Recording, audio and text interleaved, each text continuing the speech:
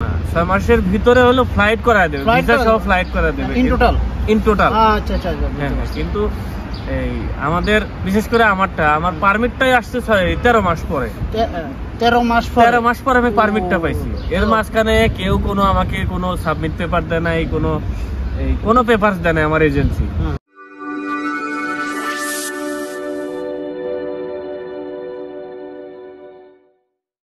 কেমন আছেন? আছি আলহামদুলিল্লাহ, ভালো আছি। আপনি ভালো আছেন? ভাই আসছে কতদিন হয়েছে? আমি আসছি গত মাসের 12 তারিখে। কি কোম্পানিতে? বর্তমানে আমি আছি মারেলবি, সরি প্যাক্সকম। যে আপনার ওয়ার্ক পারমিট কি কোন কোম্পানিতে? আমার ওয়ার্ক পারমিট ছিল মারেলবি ইমপ্যাক্স এসআরএল। মারেলবি। হ্যাঁ, মারেলবি। তো আপনি কার মাধ্যমে আসছেন রোমানিয়াতে? এমনকি কার সহযোগিতা আপনি রোমানিয়াতে আসছেন? এই যাত্রাটা শুরু হয়েছিল আজ থেকে প্রায় 3 বছর আগে।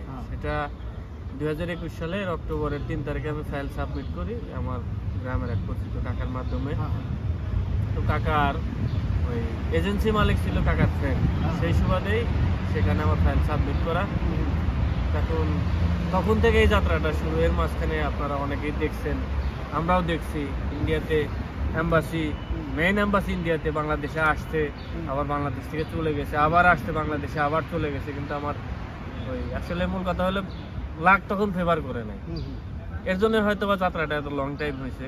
কতদিন আপনার ফাইল জমা দেওয়ার কতদিনের আপনাদের টাইম দেওয়া হয়েছিল এজেন্সি থেকে? ফাইল দেওয়ার সময় আপনার টাইম দেওয়া ছিল ওদের 6 মাস। ওরা 6 মাসের মধ্যে আমাদের ফ্লাই করায় দেবে। তখন ভিসা সিস্টেমটা ছিল ইন্ডিয়া থেকে ভিসা ওই নিয়ে এসে দেয়। এখন যেরকম আপনার ইন্ডিয়াতে গিয়ে প্রতিটা ক্লায়েন্টের ভিসা নিয়ে আসতে হয়, তখন তার এরকম অপশন ছিল না। তো তখন ওই 6 মাসের কথা বলছিল, কিন্তু 6 মাসের ভিতরে আপনারা পারমিট আসবে? না, 6 মাসের ভিতরে হলো ফ্লাইট করায় দেবে, ভিসা সহ ফ্লাইট করায় দেবে ইন টোটাল। আচ্ছা আচ্ছা। হ্যাঁ, কিন্তু এই আমাদের বিশেষ করে আমার পারমিটটাই আসছে 13 মাস পরে। 13 মাস পরে আমি পারমিটটা পাইছি। এর মাঝখানে কেউ আমাকে কোনো সাবমিট পেপার দেয় নাই, কোনো পেপারস দেয় নাই আমার এজেন্সি। সরাসরি আমাকে পারমিট দিয়ে সরাসরি পারমিট দিয়ে দিছে, এবং সেই পারমিটটা ফেক না রিয়েল সেটাও আমার জানার কোনো অপশন ছিল না। তো যাই হোক, আমার এজেন্সির প্রতি বিশ্বাস ছিল। তো এই পারমিট আসার পরে কিরকম অনুভূতি হলো আপনার? আলহামদুলিল্লাহ, 13 মাস পর একটা অপেক্ষায় ছিলাম একটা পারমিটের জন্য। ফাইল জমা দেওয়ার পর থেকে 13 মাস অপেক্ষা করতে? হ্যাঁ, পারমিট আসতে 13 মাস সময় লেগেছে। হ্যাঁ, আচ্ছা যাক। তো এই পারমিট আসার পরে তখন ইন্ডিয়াতে এমবাসি ফেস করার কিরকম সময় গেছে ওই সময়টাই? তখন তো বলছিল যে ওই এমবাসি আসতেছে, বাংলাদেশে আসতেছে। তো অলরেডি বাংলাদেশে আসলো, প্রথম 3 মাসের জন্য বাংলাদেশে এমবাসি আসলো। আসার পরে ওই আমার যে ঢাকার যে এজেন্সি, সেই এজেন্সি আমাদের অ্যাপয়েন্টমেন্ট নিতে পারলো না। আর বাংলাদেশে এখানে অনেক নাটকীয় কাহিনী হয়েছে, সেটা আমরা কম বেশি অনেকেই জানি যারা গ্রুপে আছি। সময়টা কিরকম গেছে? সময়টা বলতে 3 মাস তারা এখানে এসেছিল, কিন্তু ওই সময়ের মধ্যে আমরা ভিসা, আমার এজেন্সি অ্যাপয়েন্টমেন্ট নিতে পারে নাই, সেক্ষেত্রে আমার ভিসাটাও হয় না। অ্যাপয়েন্টমেন্ট না হলে তার আমার ইন্টারভিউ হবে না, ভিসাও হবে না। ওয়ার্ক পারমিট আসার কতদিন পরে আপনার পাসপোর্টের ভিসা লাগছে ইন্ডিয়াতে? 2022 সালের 24 নভেম্বর আমি পারমিট পাইছি। আর 2023 সালের 15 নভেম্বর আমি ভিসা পাইছি। তার মানে টোটাল 1 বছর পর হলে আমার ভিসা হয়েছে ইন্ডিয়া থেকে। পারমিট পাইছেন 13 মাস পরে, তার 1 বছর পর হলে আমি ইন্ডিয়া থেকে ভিসা পাইছি। হ্যাঁ, ভিসা পাওয়ার পরে তখন আপনার কি ফেস করা হয়েছিল সামনে?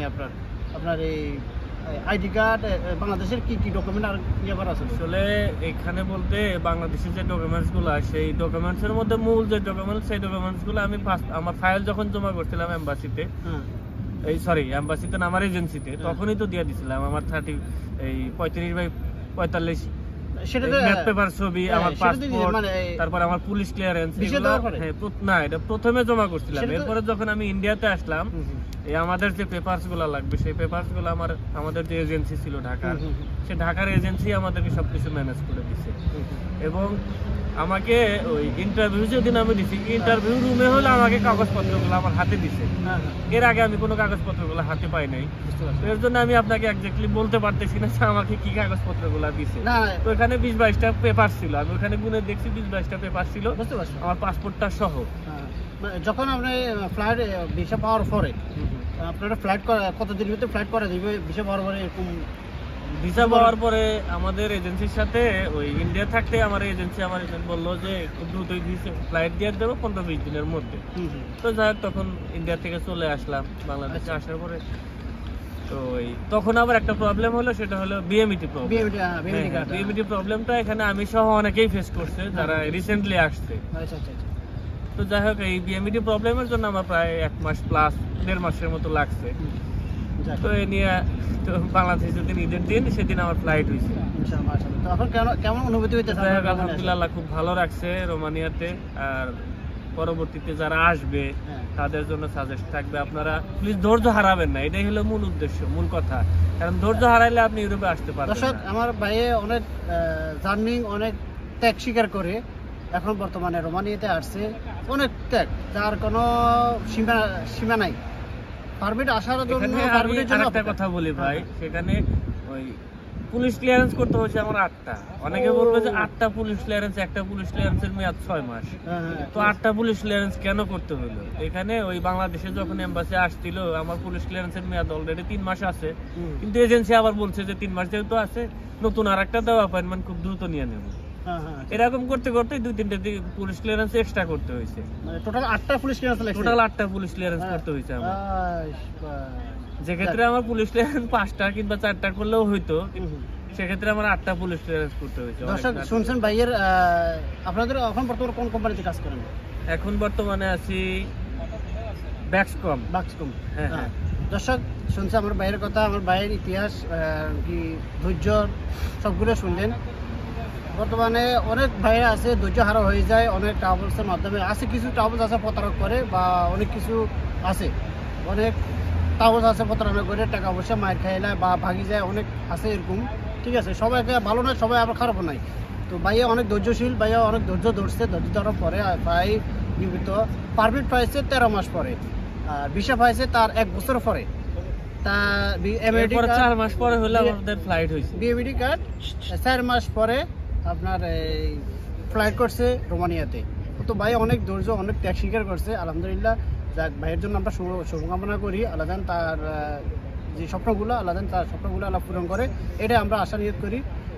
আরেকটা বিষয় ভাই, আপনারা যারা এখন বর্তমানে ফাইল দিবেন এবং কি ফাইল দিতেছেন, যার কাছে দিবেন এবং যে কোনো লোকের কাছে দিতে পারেন, আপনারা ধৈর্য হারা হবেন না, ধৈর্য ধরবেন। ইনশাল্লাহ আল্লাহ একদিন আল্লাহ পূরণ করবে।